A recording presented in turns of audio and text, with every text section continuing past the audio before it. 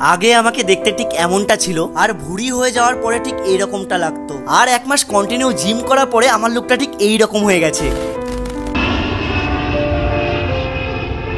হ্যাঁ, তাই আগের থেকে অনেকটা স্ট্রং, আর কাজে তো ফুল ফোকাস করতে পারছি। চলো আজকে সারাদিন কি করি সেটাই তোমাদের দেখাবো।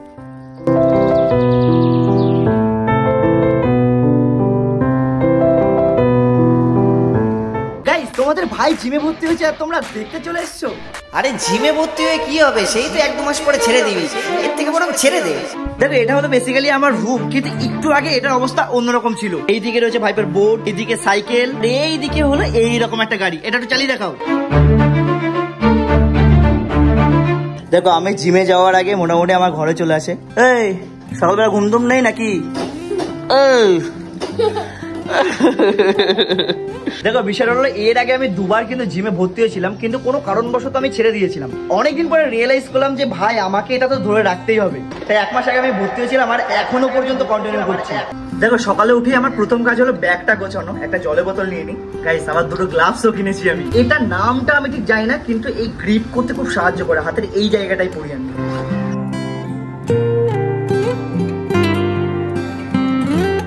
দেখো এটা হলো আমার বেসিক্যালি ডেইলি রুটিন, আর এই রুটিনের মধ্যে আমি একটা নতুন জিনিস অ্যাড করেছি। আর জিমে যাওয়ার আগে একটু ফ্রেশ হয়ে যাওয়া একদম দরকার, তাই আমি নিয়মিত ইউজ করছি মুস্তাকের এই ওশিয়ান ফেস ওয়াশটা। দেখো এই ফেস ওয়াশে রয়েছে লিকোরিক এক্সট্রাক্ট, সাহায্য করে ত্বককে উজ্জ্বল করতে, আর সঙ্গে ইনস্ট্যান্ট গ্লো করতেও সাহায্য করে।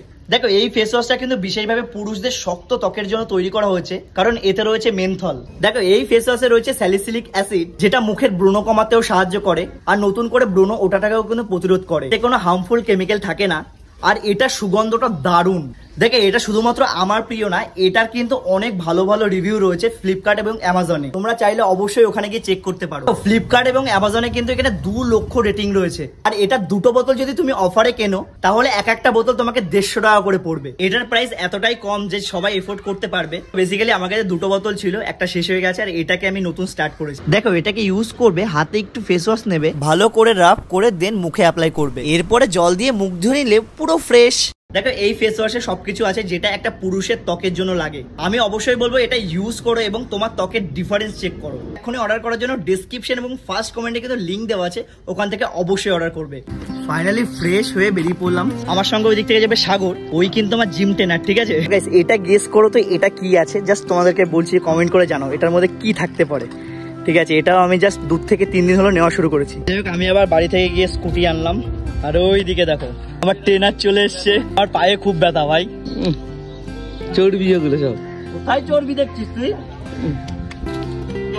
দেখো সাগর আমার পেছনে বসে রয়েছে, আর ও কিন্তু আমাকে হালকাই নিচ্ছে, ঠিক আছে? ভাই ক্রিয়েটিন নিয়ে চলে এসেছি, ঠিক আছে? আজকে ভিডিওটা শুরু করতে করতে আমার একটু লেট হয়ে গেল। আজকে আমরা দুজন যখন যাই একদম পুরো সব শেষ করে দেন বাড়ি ফিরি। চলো এখন আমাদের জিমটা দেখাবো। লাস্ট 2 বছর আগে হয়তো ওখানে ভিডিও বানিয়েছিলাম, আর আজকে আবার বানাবো। তো জিমে আসার পরে দেখলাম যে যাদের সঙ্গে আমরা সকালবেলা এসে ব্যায়াম করি তাদের অলরেডি ব্যায়াম করা শেষ। এদিকে রয়েছে দাদা, হাই করো। তো শেষ তো নাকি? তোরা চলে যাবি আর আমরা চুপি চুপি ব্যায়াম করবো। এটা হলো আমার ব্লগের স্পেশাল ক্যারেক্টার। বডিটা দেখা ভাই। ভাই তুই এরকমটা করিস না ভাই, আর করলেও সাবধানে। জাগো রে দেখো রে দুনিয়ায় দেখো রে।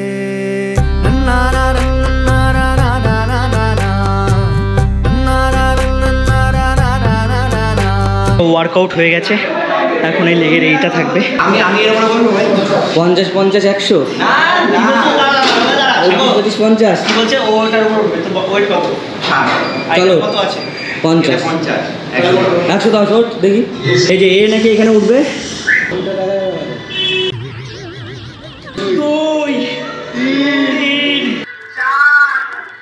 দেখতে এটা অড হলো, এটা কিন্তু করতে আমার দারুণ মজা লাগছিল। দেখ 60 টাকা দিয়ে নাগরদোল্লা চড়তাম না, এমনি চড়ে কেমন লাগলো ভাই ঢেউ কুচকুচ চড়ে? চলো আমি এটা কমপ্লিট করি, দেন তোমাদের সাথে কথা হচ্ছে। এরপরে তো পায়ের এই ব্যায়ামগুলো সেরে নিলাম, যেগুলো 6টা করে সেট ছিল। যেন বলেছিল কারা যেন বলেছিল, আমরা এসে ব্যায়াম করি না শুধু ক্যামেরা। দেখো যারা এসে বলো যে আমরা এসে শুধু ভিডিওই বানাই, ব্যায়াম করি না, ভাই কি করেছি? ব্যায়াম করেছি। হ্যাঁ ঠিক আছে, মিথ্যা কথা। জাস্ট আমার একটু হালকা পাতলা লেগের ব্যায়ামগুলো হয়ে গেছে। একটা জিনিস আমি বিশ্বাস করি, তুমি যত এফোর্ট দেবে ততই তোমার কিন্তু পরিবর্তন আসবে। কি আছে কথা বলছিস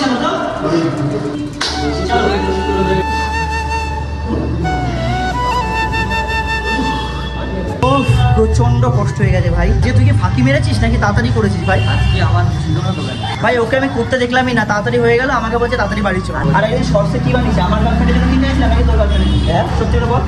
সত্যিকারের সেকেন্ড পার্টে আসছে। ইস ভাই চলো একটু বাড়ি থেকে যার প্রচন্ড রোদ, আমরা যেহেতু দেরি করে এসেছি। এই দেখো ভাই কি রোদ, কি গাড়িটা বসা যাবে তো ভাই? বস একবার। এতে কিন্তু গাড়ির সমস্যা হয় জানিস তো। হ্যাঁ তেল হয়ে না কি খেলছিস? যে বাড়ি থেকে আসলাম, আসার পরে গাড়িতে ভাই দেখো দেখো ভাগ্যটা কত ভালো, আমি আসছি এখান থেকে আম পড়লো। কি বলছিস তোরা? চলো ওর জায়গায় ওকে রেখে দিলাম। আর আমি এখন সাগরদের বাড়িতে যাচ্ছি, আর এখন যাবো পুকুরে। ঠিক আছে পুকুরে স্নান করতে যাবো। কি মেখেছিস? কাটাপ্পা, এটা এরকম কর কাটাপ্পা। এক সাগরদের বাড়িতে আসার পরে দেখলাম যে বাড়িতে কেউ নেই, ও একা রয়েছে। শুভম আসবে তারপর আমরা যাবো, তাই তো? আগে যেরকম ছিল আর এখনের অবস্থাটা দেখো, 6 প্যাক বেরিয়ে গেছে, 6 প্যাক বেরিয়ে গেছে পেটে। গাইস ভাই এখন জিমনাস্টিক করবে, ঠিক আছে চলো। দেখি মুখটা আমার দিকে তাকিয়ে কর, হাতটা ভাঁজ কর। আমি ভালো করি, বড়িটা দেখ, বড়িটা দেখে যা।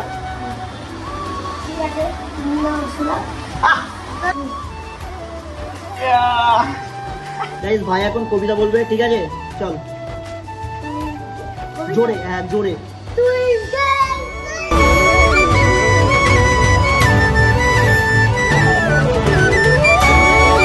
এরকম হবে, এরকম হবে, ঠিক কত? আরে এরকম সোজা দায়িত্ব থাকতে হবে। গাইস দেখতে দেখতে বান্টি দেখো কত বড় হয়ে গেছে। একে কেউ দেখে চিনতে পারবে এটা বান্টি? হ্যাঁ আসতেই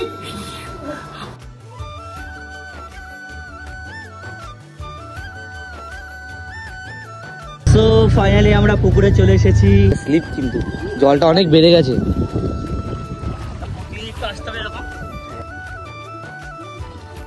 দেখো পুকুরে এসেই শান্তি কিন্তু, ঠিক আছে আমরা প্রায় দিন আসবো ভাই, মাসে একবার করে দুবার করে অন্তত আসবো, সপ্তাহে দুবার করে আসতে হবে। এ নাকি সপ্তাহে দুবার করে পুকুরে আসবে। সাঁতার পারিস? ভাই হ্যাঁ না, পুকুরে আমার ফাড়া আছে।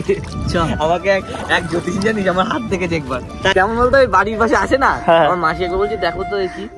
আর এই দেখো আমরা যেরকম জায়গায় থাকি না, সেরকম কেউ যদি এসে কোনো গুজব শোট করে যায় না, মারা সেই শিকড় টাইপের ওই জিনিসগুলো কেনা শুরু করে দেয়। আমার বাড়ির লোকে ওরকম করতো। কি হয়েছে আমাকে বলছে তোমার পুকুরে ফাড়া রয়েছে, ভালো কথা, তোমার পড়াশোনা হবে না তোমার দ্বারে।